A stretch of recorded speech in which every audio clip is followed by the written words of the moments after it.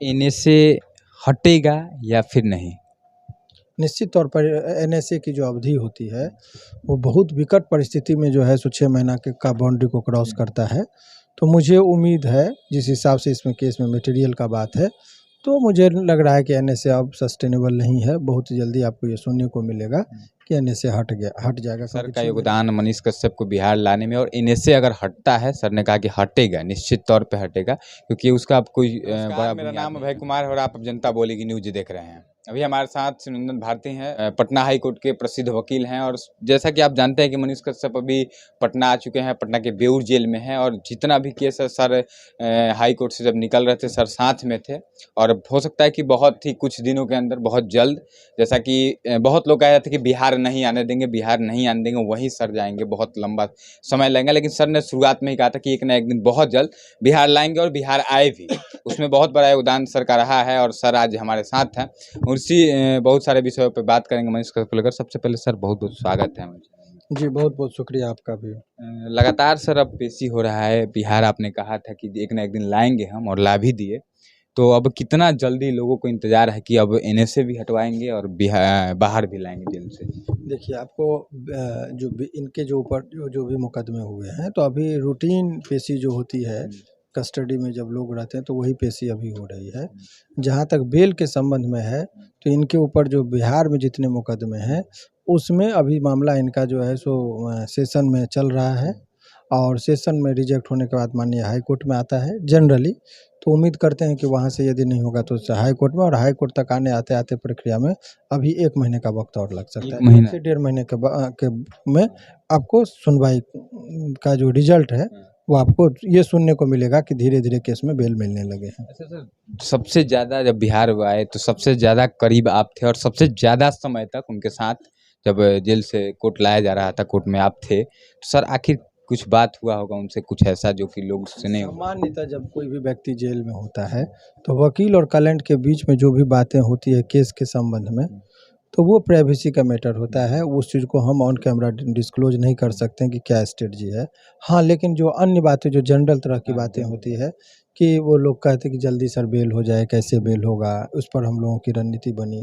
Case में NSA कैसे हटे, उस पर रणनीति। तो ये सब तमाम तरह का जो जनरल जो जो कोई भी व्यक्ति यदि कैदी होते हैं, जो जेल में होते हैं, तो उनका यही जिज्ञासा होता है। तो जो सामान्य कैदियों का जो जिज्ञासा था, उसी टाइप का उनका भी प्रश्न था, जिसको उस बिंदु पर हम लोगों की बातचीत हुई। सर बहुत सारे लोगों का आपने केस देखा होगा, बहुत सारे केसों में आपने जीत दर्ज किया होगा।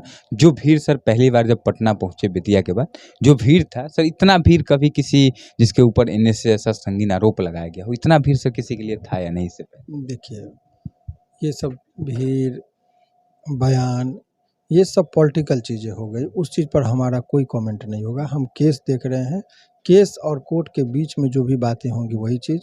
अब उनका अन्य चीज़ों से संबंधित जो इस केस के अलावा यदि है, तो हर पार्टी के प्रवक्ता हैं, और मनीष जी के भी तरफ से बहुत सारे लोग हैं।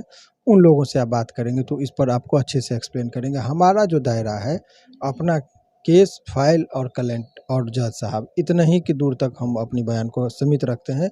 इससे बियॉन्ड हमारा कोई भी बयान नहीं होगा। सर एनएसए हटेगा या फिर नहीं? निश्चित तौर पर एनएसए की जो अवधि होती है वो बहुत विकट परिस्थिति में जो है सो 6 महीना का बाउंड्री को क्रॉस करता है। तो मुझे उम्मीद है जिस हिसाब से इसमें केस में मटेरियल का बात है, तो मुझे लग रहा है कि एनएसए अब सस्टेनेबल नहीं है। बहुत जल्दी आपको ये सुनने को मिलेगा कि एनएसए हट जाएगा, क्योंकि 6 महीना पे जब सेकंड बोर्ड को रिकमेंडेशन करना होता है, तो उसके बाद चूँकि उसमें जितने भी 6 केसेस थे उसमें डिफ़ॉल्ट बेल मिल चुका है इनको। तो अब उम्मीद ये नहीं कही जा सकती है कि वो कंटिन्यू करेगा, चूँकि उसमें बेल मिल गया, यानी कि आधार ही नहीं है। तो जब आधार ही नहीं, जब बादल रहेगा तभी तो छाता का काम होता है। तो जब बादल ही नहीं है तो छाता का क्या काम। ठीक उसी तरीके से जब वो प्रथम दृष्टया मामला ही नहीं बनता है, तो एनएसए एक छाता के तौर पर है, तो उसका कोई काम है ही नहीं। इसीलिए ये कानूनी तौर पर अब कंटिन्यू करना एनएसए को तमिलनाडु सरकार के लिए कठिन हो जाएगी। आखिर में सर से मैं एक ही बात पूछूंगा कि सर बहुत सारे लोग मिलना चाह रहे थे और नहीं, यहाँ पहले कहा गया कि नहीं मिल पाएंगे, लेकिन क्या सामान्य लोग अभी भी मिलने आ रहे हैं और मिलने जा सकते हैं? और अगर जा सकते हैं तो क्या प्रोसेस है उसमें? उसमें एक चीज़ और है कि जेल मैनुअल के मुताबिक सप्ताह में 3 लोग ही मिल सकते हैं, और सप्ताह में 3 3 लोग, और वो जेल में कोई व्यक्ति होता है तो कोई जनता दरबार लगाने की अनुमति किसी को नहीं मिलती है। तो वो जेल में है और जेल मैनुअल के मुताबिक उनके जो रिश्तेदार होंगे, नातेदार होंगे, उन्हीं को मिलने की अनुमति होती है और वो भी सप्ताह में 1 बार 3 लोग अधिकतम। तो इससे उनका यही है, तो मुझे नहीं लगता है कि अन्य लोगों को मिलने का या पर्सनली तौर पर जेल में कोई अनुमति दी जाएगी।